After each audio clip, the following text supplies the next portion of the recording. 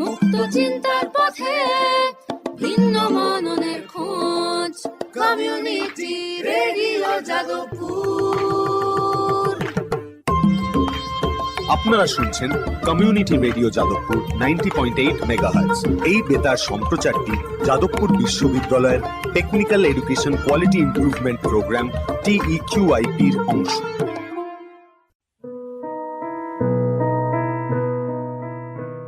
যাদবপুর বিশ্ববিদ্যালয় ও ইংল্যান্ডের স্যালফোর্ড বিশ্ববিদ্যালয়ের যৌথ উদ্যোগে আমাদের নতুন অনুষ্ঠান জিনের আলোয় দেখেছিলেন।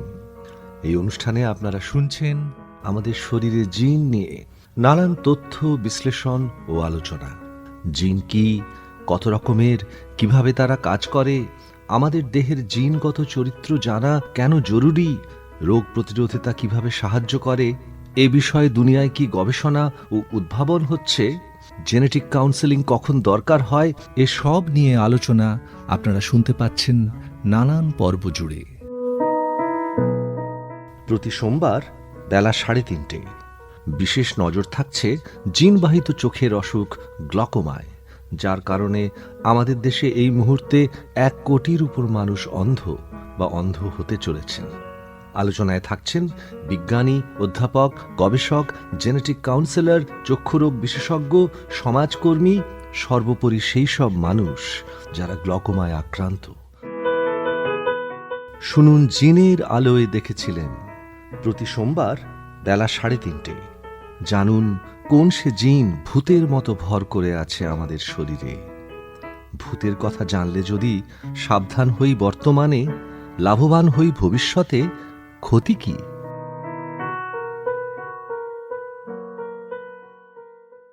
নমস্কার, আরও একটি পর্বে ফিরে এলাম। জিনের আলোয় দেখেছিলাম এই অনুষ্ঠানে। আমি অরিজিৎ মুখোপাধ্যায়, আমি ইংল্যান্ডের স্যালফোর্ড বিশ্ববিদ্যালয়ের অধ্যাপক।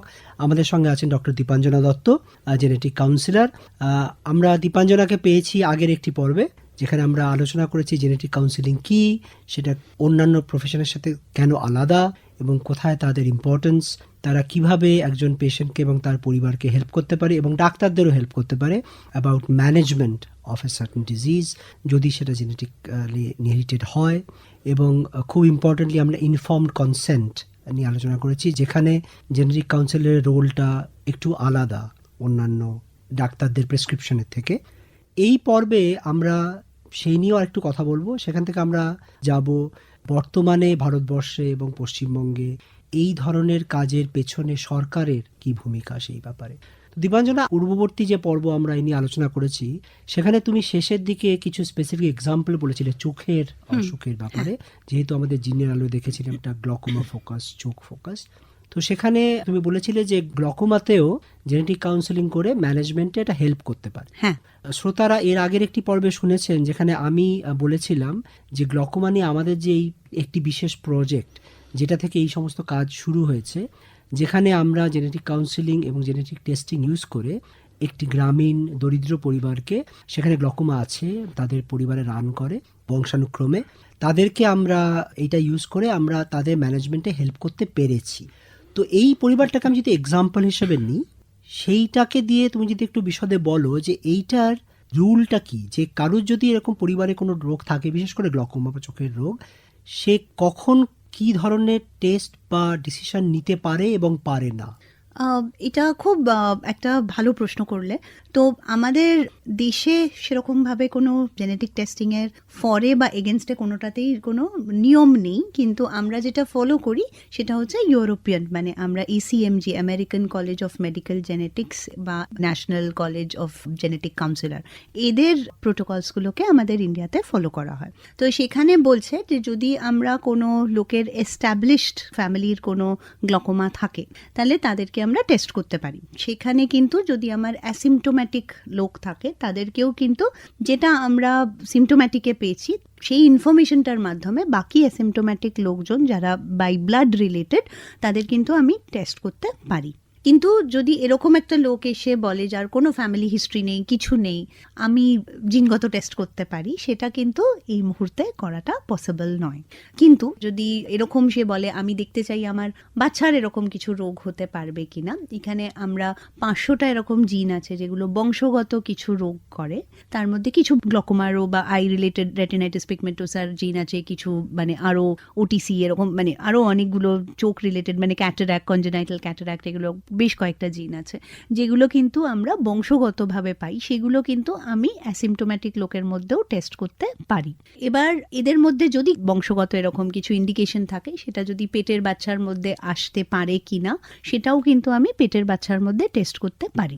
আচ্ছা, মোটামুটি যদি আমরা দেখি ফ্লোটা, তাহলে এটা এরকম যে যদি কিছু লাইফ লিমিটিং বা লাইফ থ্রেটেনিং, লাইফ লিমিটিং এখানে অবভিয়াসলি অন্ধত্ব বা বধিরতা বা অনেক সময় কোনো নিউরোলজিক্যাল বা মাস্কিউলার বা কার্ডিওলজিক্যাল বা কিডনি রিলেটেড মানে এই অর্গানসগুলো যেগুলো লাইফ থ্রেটনিং বা লাইফ লিমিটিং, এগুলো সবকটাই কিন্তু আমরা স্ক্রিন করতে পারি।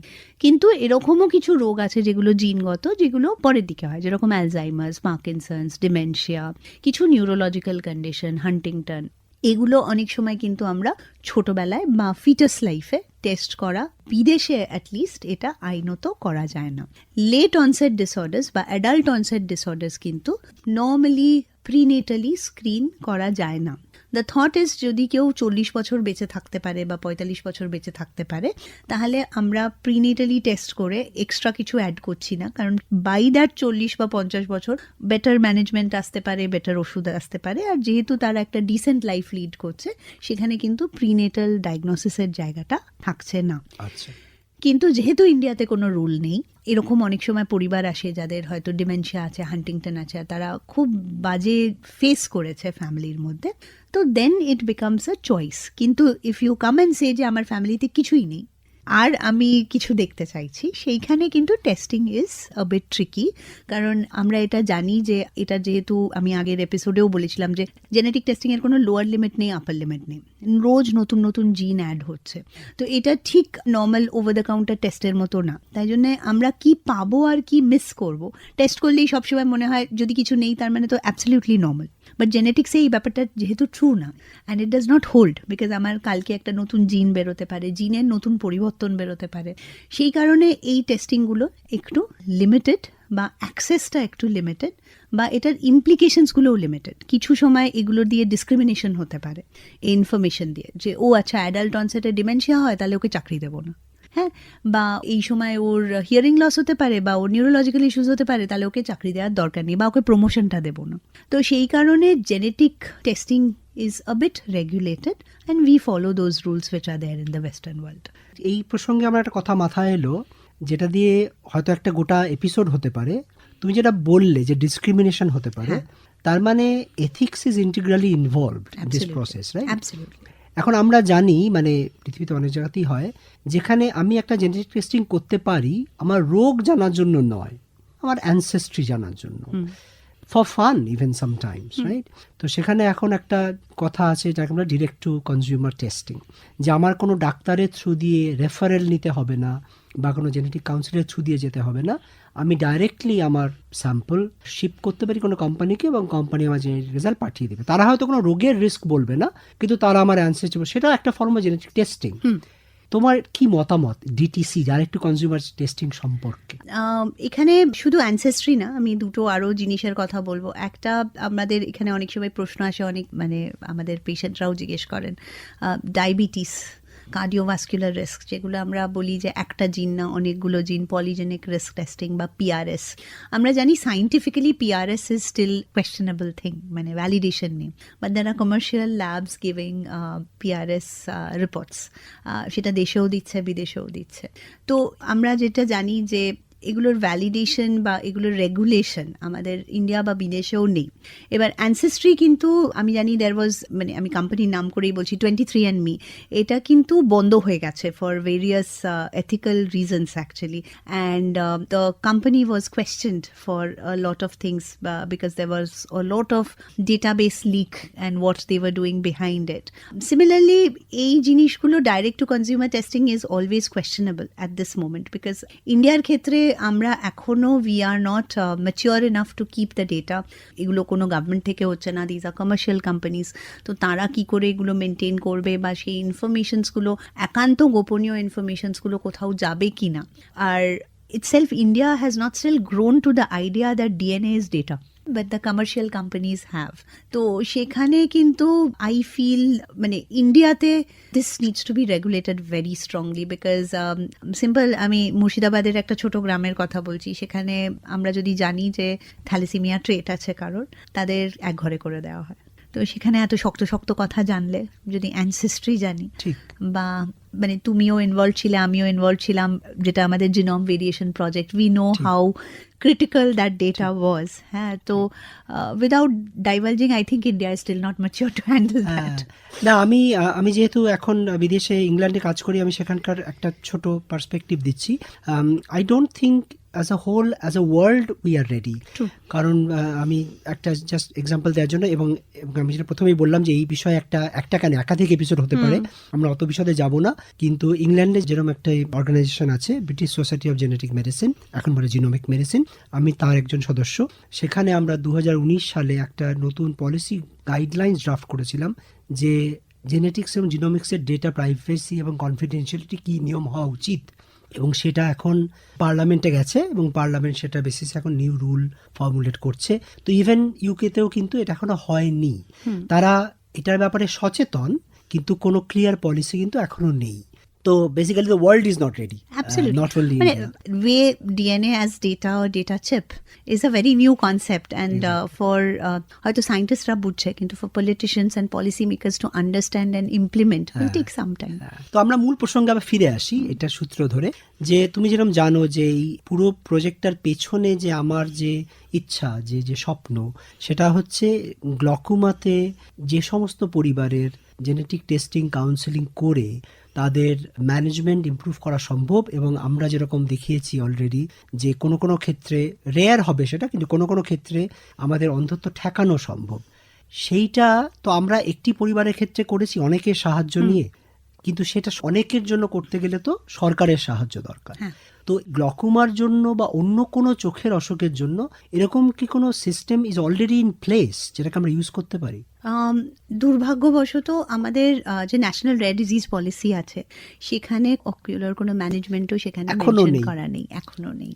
আর সেটা আমরা সবাই মিলে চেষ্টা করব যাতে ocular also becomes a part, বা it can become a separate policy altogether. কিন্তু যেটা আছে, সেটা ইন্ডিয়াতে অনেক বছর ধরেই আছে, সেটা হচ্ছে আমরা আরবিএসকে স্ক্রিনিংয়ের আন্ডারে আমাদের আরওপি স্ক্রিনিং আছে, যে প্রিমেচিওর বাচ্চা হলে তাদের রেটিনার যে ডেভেলপমেন্ট, সেটা অনেক সময় ঠিকঠাক করে হয় না, সেটাকে মনিটর করার জন্য গভর্নমেন্ট থেকে কিন্তু অনেক সাপোর্ট দেওয়া হয়।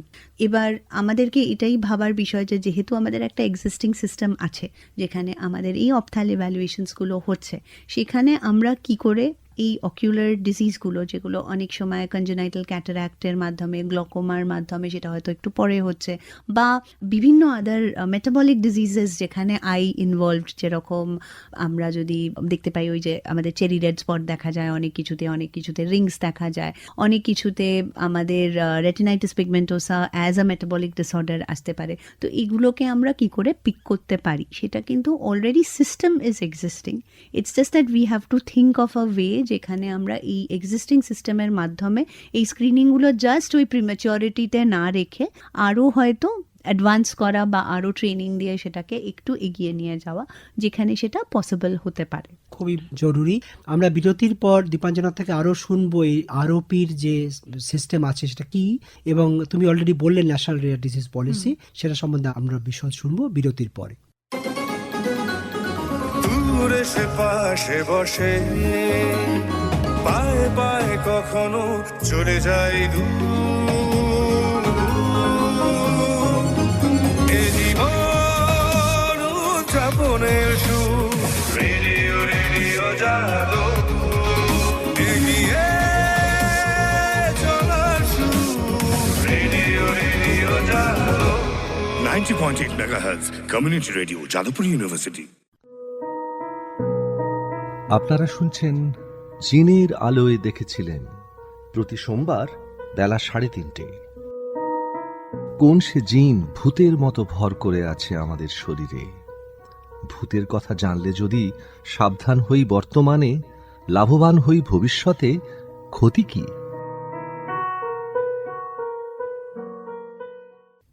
আমরা কথা বলছি ডক্টর দীপাঞ্জনা দত্তর সঙ্গে।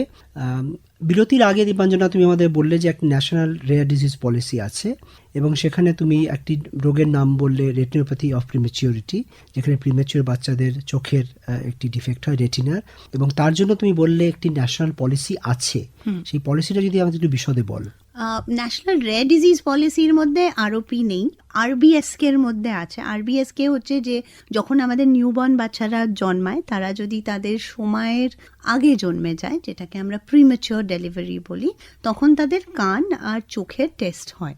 এই চোখের গঠন অনেক সময় ওই মানে যে বাচ্চাগুলো আগে জন্মায় তাদের ঠিকভাবে হয় না, তাদের গ্রেড করা হয়।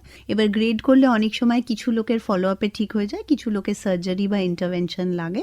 তো এটা একটা কার্ড দেওয়া হয়, সেই কার্ডের মাধ্যমে ওই আরওপি ফলো আপ করা হয়। যদি দরকার হয় তাহলে অপারেশন হয়, দরকার না হলে বাচ্চাকে দেখে করা হয়। অনেক সময় সেইখানে রুবেলা সিনড্রোম বা এই ধরনের জিনিসও থাকতে পারে, কিন্তু এই আরবিএসকে এইটুকুই আছে। RBSK national rare disease policy মধ্যে নেই, বাট আমাদের এই আরওপি স্ক্রিনিংটা আরবিএসকে এর মাধ্যমেই পড়ে। আরবিএসকে বলা মানে হচ্ছে যে যে বাচ্চারা মানে গভর্নমেন্ট হসপিটালস বা ডিস্ট্রিক্ট হসপিটালে জন্মাচ্ছে, তারা যদি তাদের সম্পূর্ণ সময় আগে জন্মে যায় বা যারা যদি এনআইসিইউ অ্যাডমিশন থাকে, তখন তাদেরকে আরওপি স্ক্রিনিং করানো হয়, গ্রেড অনুযায়ী তাদের ফলো আপ করানো হয়, আর দরকার হলে তাদের ইন্টারভেনশনসও দেখা হয়। National rare disease policy on the other hand is a comparatively newer policy. এটা বিরল রোগ সংক্রান্ত জিনিসের মধ্যে পড়ে। বিরল রোগ বলতে কিন্তু আমার গ্লকোমাও পড়ে, রেটিনাইটিস পিগমেন্টোসাও পড়ে, কনজেনাইটাল ক্যাটারাক্টস পড়ে, অনেকগুলো চোখ সংক্রান্ত জিনিস কিন্তু বিরল রোগে পড়ে। কিন্তু বিরল রোগের মধ্যে আমাদের যে এখন পলিসি আছে সেখানে 69টা ডিজিজ ইনক্লুডেড আছে, তার মধ্যে কিন্তু একটাও পিওরলি অকিউলার ডিজিজ নেই। এরকম কিছু রোগ আছে যেরকম টেশাক্স বা নিমেনপেক, যেগুলোতে চোখ ইনভলভড আছে, বা উইলসন যেখানে চোখ ইনভলভড হয় as a symptom, but it is not যে আমাদের পিওরলি যেরকম গ্লকোমা বলো বা রেটিনাইটিস পিগমেন্টোসা বলো বা কনজেনাইটাল ক্যাটারাক্ট, এগুলো কিন্তু নেই। এবার সেটা হয়তো পলিসি করার সময় এইগুলো মানে ইট ওয়াজ আ ওভারসাইট, বাট এটা কিন্তু নেই।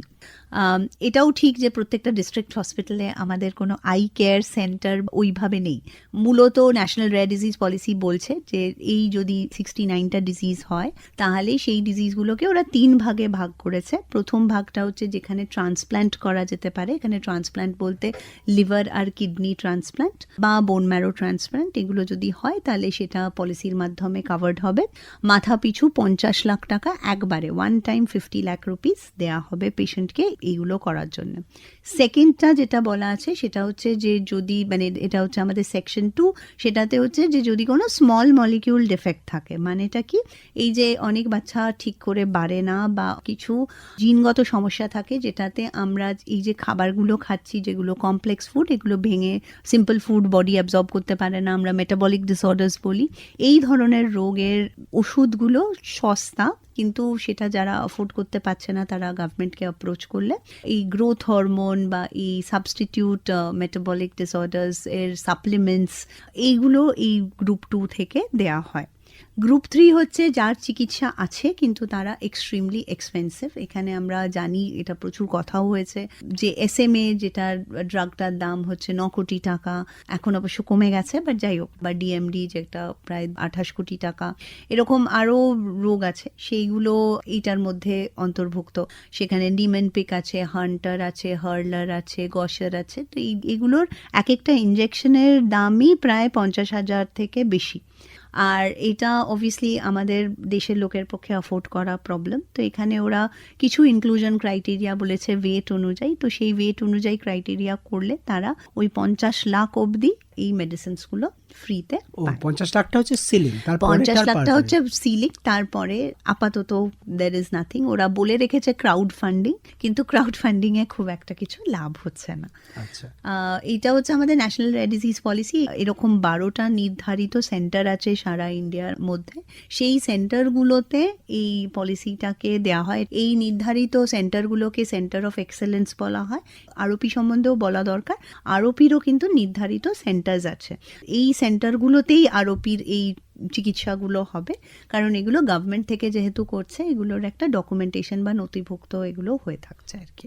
তার মানে তুমি বললে যে এখন যে 69টা ডিজিজ আছে রেয়ার ডিজিজ পলিসির আন্ডারে, যদি আরোপিটা অন্য পলিসিতে পড়ে, সেখানে কোনো চোখের রোগ নেই, না, তার মানে এই সেন্টার অফ এক্সেলেন্স গুলোর কোনোটাই আই হসপিটাল নয়। একটাও আই হসপিটাল না, বা অনেক জায়গায় আই এর স্পেশালিটিটাও হয়তো নেই। আর অ্যাজ উই নো যে I itself is like a brain, I is a complex ব্রেনের মতনই, itself I is very complicated. সেখানে আমরা যদি স্পেশালিস্ট না দেখি, আর আমরা জানি যে এটা কর্নিয়ার লোক কর্নিয়া দেখে, রেটিনার লোক রেটিনা দেখে, মানে আই এর মধ্যেও যে এত স্পেশালিটি আছে, তাই জন্য এটা স্পেশালাইজড আই হসপিটাল ছাড়া কেয়ার উইল বি ইম্পসিবল। আচ্ছা, তাহলে গোটা ভারতবর্ষেই কোনো আই হসপিটাল রেয়ার ডিজিজ পলিসির আন্ডারে নেই? না, নেই। কিন্তু পশ্চিমবঙ্গে কি কোনো সেন্টার অফ এক্সেলেন্স আছে? পশ্চিমবঙ্গে সেন্টার অফ এক্সেলেন্স আছে, এসএসকেএম হসপিটাল, কিন্তু কোনো আই রেসপেক্ট নেই। আচ্ছা, এখানে আমি শ্রোতাদের জানিয়ে রাখি যে দীপাঞ্জনার আরেকটি পরিচয় আছে, যেখান থেকে এই কথাগুলো বলার জন্য ও খুবই সুটেবল একজন এক্সপার্ট। ও শুধু জেনেটিক কাউন্সিলারই নয়, এই রেয়ার ডিজিজ পলিসি যেটা একটা non profit organization mainly lead করে পুরো দেশে, তাদের নাম হচ্ছে organization for rare disease India. তাদের প্রত্যেকটি রাজ্যের জন্য এক একটি ডেজিগনেটেড রিপ্রেজেন্টেটিভ আছে, স্পোক্স পারসন আছে। দীপাঞ্জনা হচ্ছে তাদের পশ্চিমবঙ্গের রিপ্রেজেন্টেটিভ স্পোক্স পারসন। তো সেই দৃষ্টিভঙ্গি থেকে ও এগুলোর পশ্চিমবঙ্গে ওর থেকে বেটার এক্সপার্ট কেউ নেই। আমি আসলে এখন আপাতত ইস্টের কোঅর্ডিনেটর, কারণ আমি এখন আপাতত আসাম মেডিকেল কলেজের ডিব্রুগড়ের যেটা আছে, আমি ওখানেও একটা সেন্টার অফ এক্সেলেন্স আছে, প্লাস ইমফালেও একটা সেন্টার অফ এক্সেলেন্স আছে। তো আমাদের ইস্ট আর নর্থ ইস্ট মিলিয়ে দেখতে গেলে এখন এই দুটো জায়গার সাথে মানে বিহারে পাটনা যে এইমস আছে সেটাও আছে। তো এই চারটে এখন আমাদের ইস্টের সেন্টার। তাহলে আমি যেটা বলেছিলাম যে দীপাঞ্জনা শুধু পশ্চিমবঙ্গের কোঅর্ডিনেটর, সেটা নয়, আরো বৃহৎ ক্ষেত্রের কোঅর্ডিনেটর। তো ফলে ওই দিকটাও খুবই বিশদে জানে। তো আমি তোমাকে একটা ব্যক্তিগত প্রশ্ন করি, তোমার ব্যক্তিগত মতামত সেই জন্য প্রশ্ন করি। সেটা হচ্ছে তুমি জেনেটিক কাউন্সিলর, তুমি বিভিন্ন অসুখের জেনেটিক কাউন্সিলিং করো, তুমি ওআরডিআই এর ইস্টার্ন রিজিয়নের কোঅর্ডিনেটর, এবং তুমি আমাদের এই গ্লকোমা প্রজেক্টটা সম্বন্ধেও যথেষ্ট ওয়াকিবহাল। তুমি অনেক হেল্পও করেছো, আমাদের সাপোর্ট করেছো। তুমি ব্যক্তিগতভাবে কি মনে করো যে গ্লকোমাটা বা ফ্যামিলিয়াল গ্লকোমা, যে গ্লকোমা যে পার্টটা রেয়ার এবং মোর জেনেটিক্যালি ডিটারমাইন্ড, এবং অন্যান্য চোখের রোগ রেটিনাইটিস পিগমেন্টোসা তুমি বললে, যেগুলো directly genetically influence, genetically controlled, সেগুলো কি এই রেয়ার ডিজিজ পলিসির আন্ডারে আসা উচিত? আমরা যদি ফার্স্টে বিরল রোগের ডেফিনিশন ভাবি আমাদের ইন্ডিয়াতে, ইট ইজ 1 in 2500, মানে 2500 লোকের মধ্যে একজন লোকের বিরল রোগ হয়ে থাকে। আমরা যদি গ্লকোমার ডেফিনিশন দেখি, তাহলে obviously glaucoma fits in, retinitis pigmentosa fits in, other ocular diseases also fit in. তো হ্যাঁ, rare disease policy obviously inherited ocular ডিজিজের জন্য থাকা ডেফিনেটলি উচিত। আমি কর্মসূত্রে এলভি প্রসাদের সাথে যুক্ত ছিলাম, সেখানে আমি এত পেশেন্ট পেতাম একটা পয়েন্টে যে আমার মনে হতো যে there actually should be a separate policy. It shouldn't be addressed within a national rare disease policy, but it should have a separate policy for ocular inherited genetic disease for a very simple reason, কারণ আমরা একই জায়গায় centre of excellence করতে পারবো না, কারণ we need a separate center of excellence for the eye diseases. আর এটা করতে গেলে হয়তো আমাদের একটা আগে রেজিস্ট্রি করা দরকার। এবার ইন্ডিয়াতে এই রেজিস্ট্রিটা হওয়া খুব easy, because we have very leading eye hospitals, মানে we have certain eye hospital hubs already, মানে আমরা সেগুলো আইদার ট্রাস্ট বা তারা নিজেরা প্রাইভেট, কিন্তু ডেটাটা কিন্তু যেরকম রেয়ার ডিজিজে খুব ছড়িয়ে আছে, এটাতে কিন্তু এতটা ছড়িয়ে নেই। সো যদি এরা একটা জায়গায় চলে আসে, তাহলে ইনসিডেন্সটা পাওয়াটা কিন্তু খুব ইজি হয়ে যাবে। আর সেখানে কিন্তু পলিসি আর এইগুলো অলরেডি সেন্টার অফ এক্সেলেন্স হয়ে আছে, খালি হয়তো নামটা তাদেরকে সেই মানে we have to give them that title of it and they can actually go ahead and have this, মানে it would be easier than what the rare disease policy is. মানে তুমি বলছো একটা মডেল আছে, সেই মডেলটাকে আমরা রেপ্লিকেট করতে পারি উইথ রিকোয়ার্ড, শুধু রেপ্লিকেট না, ইভেন ডেটাটা আছে। মানে আমাদের ন্যাশনাল রেয়ার ডিজিজ পলিসির যেটা একটা প্রবলেম হচ্ছে, আমরা বলছি যে ইন্ডিয়াতে বিরল রোগের রেজিস্ট্রি নেই, কারণ আমরা বুঝতে পারছি না যে কি আছে। কিন্তু আমরা যদি আই ক্ষেত্রে দেখি, সেখানে কিন্তু রেজিস্ট্রিটা খুব সহজেই বানানো যাবে, এক নম্বর। Second of all, already eye ডিজিজে আমার এই 50 লাখ টাকা প্রচুর, মানে it's actually a huge lot of money, তো আমার এত টাকাও লাগবে না। তো সেখানে মানে আই ডিজিজে কিন্তু আমার এই পুরো 50 লাখ টাকাটাও লাগছে না, সেখানে আমরা কিন্তু একটু কম টাকাতেও করতে পারি, আর সেখানে কিন্তু প্রচুর লোক বেনিফিটেড হবে। হ্যাঁ, আমি এক্স্যাক্টলি এটাই ভাবছিলাম। তুমি যখন এক্সাম্পল দিচ্ছিলে যে কোথায় একটা 9 কোটি টাকার ওষুধ লাগে, কোথায় 28 কোটি টাকার ওষুধ লাগে, এবং যদিও 50 লাখ টাকাটা অনেক মনে হয়, যার 28 কোটি টাকার ট্রিটমেন্ট লাগবে তার কাছে ওটা কিছুই নয়। অ্যাবসলিউটলি। কিন্তু গ্লকোমায় আমি এই প্রজেক্টে কাজ করতে যেটা দেখেছি, যে পরিবারকে আমরা হেল্প করতে পেরেছি, সেখানে এই 3টে বাচ্চার কম্বাইন্ড কস্ট কিন্তু 1 লাখ টাকারও কম। সেটাই, সেই কারণেই আমাদের যদি একটা 10 লাখ টাকারও পলিসি থাকে, হ্যাঁ, তাহলে কিন্তু আমরা অনেক লোককে হেল্প করতে পারবো, আর তারা কিন্তু তাদের ভিশন প্রিজার্ভ করতে পারবে। আর সেখানে কিন্তু আমরা মানে কমিউনিটিতে যে জিনিসগুলো নিয়ে কথা হয় না, সেই জিনিসগুলো মানে সেই ফ্যামিলির অন্য মানে জিনগত সমস্যা হলেই আমরা বলি যে it's just not that one person, it's always the family. তো সেখানে অনেক ফ্যামিলির মধ্যেও কিন্তু আমরা এই একটা 10-15 লাখ টাকা দিয়ে কিন্তু অনেকটাই হেল্প করা যেতে পারে। পলিসি যদি থাকে তাহলে ইট উইল বি ওয়ান্ডারফুল। একদম শেষে আমি তোমার থেকে এটা জানতে চাইবো, তুমি হয়তো জানো যে এই গ্লকোমা প্রজেক্টের জন্য ভারতবর্ষে একটি প্রমিনেন্ট কোম্পানি লাইফ সায়েন্স ফিল্ডের, তারা একটি কিট বার করছে যেখানে জেনেটিক টেস্টিং করা সম্ভব। এখন সেটা ডাক্তাররা প্রেসক্রাইব করবেন, টেস্টিং হবে, তাতে আমরা আরো জানতে পারবো।